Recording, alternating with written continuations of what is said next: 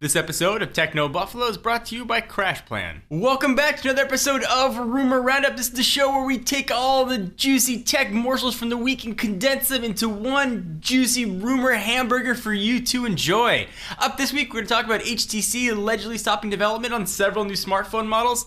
Apple's new iTV, Apple TV, whatever you want to call it, is making a Rumor Roundup comeback. Tegra 4 is leaking with a 74-core GPU, and HTC M7 is another 1080p phone coming from the folks out of HTC. This is Rumor Roundup. Let's go ahead and get started.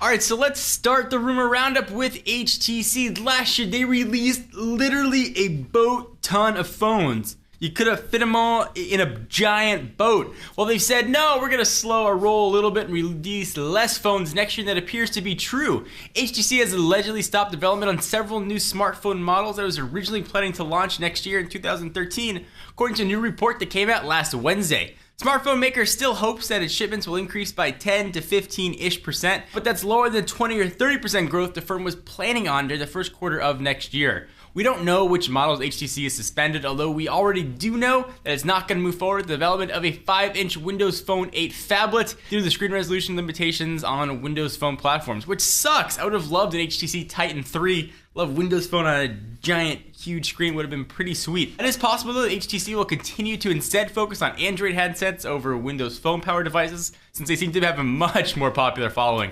Although that's purely just Techno Buffalo speculation. Apple is allegedly testing a 46 to 55-inch iTV is what I'm calling it, but it's not going to launch next year. We learned on December 12th that Apple was in the early stages of testing designs for its own television set, according to its CEO, Tim Cook. Now those sources from Apple supplier Honhai are speaking to Focus Taiwan, claiming that Apple's already testing a set with screen sizes between 46 and 55 inches. News outlets suggesting that Apple will need to get its panels from Sharp, but it's unlikely that they're going to settle on a supplier before the end of 2012. In other words, if the report's correct, we're not going to see an Apple TV until 2014, if at all. So really all this is saying is Apple's doing due diligence on whether or not they're going to release a television set. Of course, you have to do that with every single product they ever come out with. I think the big deal holding Apple back from a TV is getting deals with the content providers. TV is great. Just going to show regular television content. There's no real need for it. They got to find a way to get a subscription service or sort of an a la carte menu for TV and the TV network. So I'd still like to see it. No idea what pricing is going to be, but I think for most people, they don't want to get that size up over 55 inches. 65 seems to be the new hottest. Of course, you got Samsung 75-inch,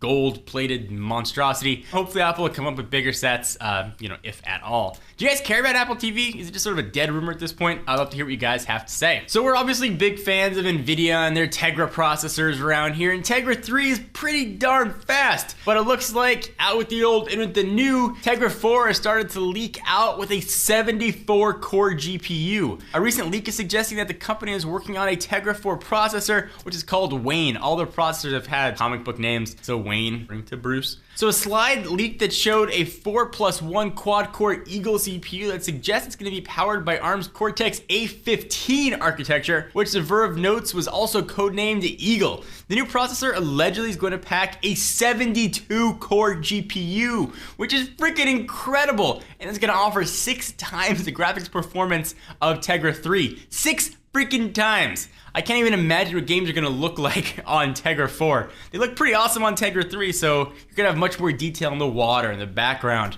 Characters will be able to do more things. AI should get smarter for games.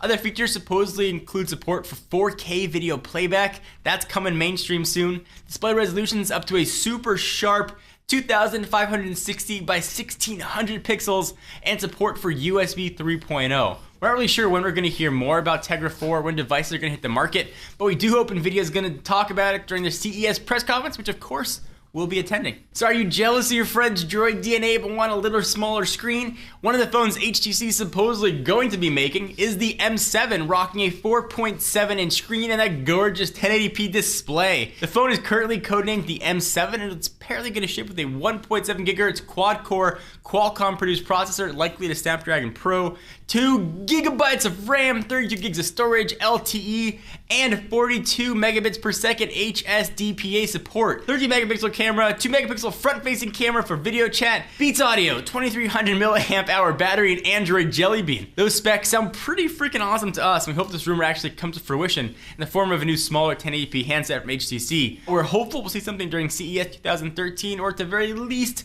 Mobile World Congress in February, but of course, we'll be there for it. So now that we've rounded up all the rumors, let me thank our friends and sponsors at CrashPlan. 464 gigabytes, that's how much digital storage in the average US household. Increasingly, our lives and our livelihoods are tied to digital storage, photos, books, movies, TV shows, music, financial and legal documents. And while most of us have developed good analog habits from changing the oil in our cars to getting flu shots, good digital habits, like backing up our hard drive, is something most of us are still learning to do. CrashPlan from Code 42 Software is the online backup software that's rocketing to the top of nearly every ranking review with its intelligent design, ultra simple setup, and transparent operation. Essentially, CrashPlan lets anybody set up a super secure private backup cloud just a few clicks from their Windows, Mac, or even Linux desktops. Backups are continuous, so your most recent docs are always backed up off-site on Code 42's CrashPlan Central Cloud in seconds.